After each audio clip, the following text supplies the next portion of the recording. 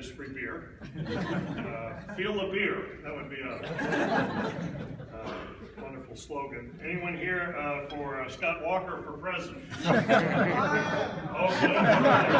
want this guy to go anywhere, to the moon better. I meant to say Scott Walker for president of Mozambique. Mozambique is fine, poor people, but better than them than us. Okay, well, I'm glad we have a little bit of political enthusiasm here. It's been a good meeting so far. I'd say the only exception was that stinker of a review that was given first thing in the morning, but other than that, it's going very well. I'm sure the rest of this meeting will be great. I've known Carl and I've known Dick for over 40 years, so I was asked to make a few comments. I originally had planned about a 2-hour oration, but then I looked back in my history book and discovered that 150 or so years ago, there were 2 speeches given in a small town in Pennsylvania called Gettysburg. And one lasted for 2 hours, and one lasted for about 2 minutes. And apparently the one that lasted for 2 minutes was remembered better than the one that lasted for 2 hours. So I'll verge more in that direction. As I say, I've known Carl and I've known Dick for over 40 years. Met Carl as a thesis advisor, of course. Met Dick just a few years after I first met Carl when we collaborated, as Dick mentioned in his talk yesterday, on an 08 SAMON experiment. And one thing I can say about both Dick and Carl is they are very smart people. And they are so smart that I feel I can honestly say they're considerably smarter than me and not feel that I'm putting myself down anyway. How do I know they're smart? Well, I've had many experiences with both at the telescope, at the computer, and so forth, and I can say that I remember very well both working with Dick and also working with Carl. Many a time when there would be some question that would come up, maybe about the instrument operation, perhaps about the data analysis or the scientific concepts, and oftentimes I would be stumped.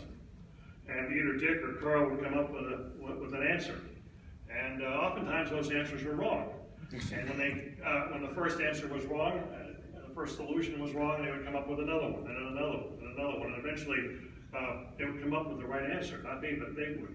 And the problem would be solved and we move on. So that's what I call smarts in my book, someone who can deal with a problem, scientific problem, instrumental problem, reduction problem, and come up with an idea, even if the first idea is wrong. Come up with an idea, another one if necessary. Tom, if you had so many ideas tried, maybe you also would come eventually to the right idea.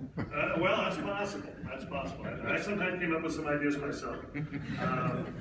Now, I've worked on a lot of projects with Dick and Carl, sometimes together, sometimes separately, and I've also consumed a lot of booze with both of them.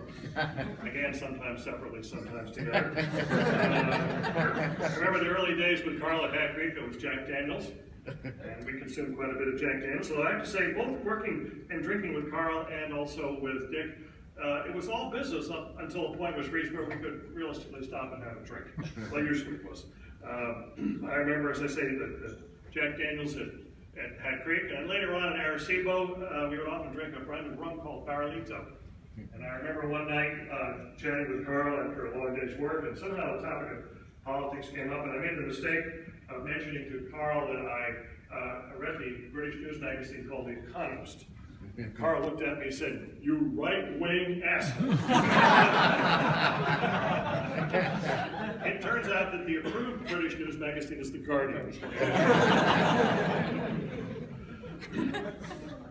Well, with Dick, drinking was sometimes a little bit different. I remember I worked with Dick at Nancy in France for quite a bit of time in the early 1980s. One time I was there, going to go down to the Cognac district in France, spend a few days. Dick said, "Well, you mind if I come along?" I said, "Sure." So down we went, and we drove around, visited that area, picked up a few bottles, consumed some, and brought some home. In fact, Dick, I suspect you still, as I do, have a bottle or two of booze that came from one of those trips, because on other occasions when we've been together at conferences or other places, we've taken the opportunity to go buy a bottle or two of booze and consume it.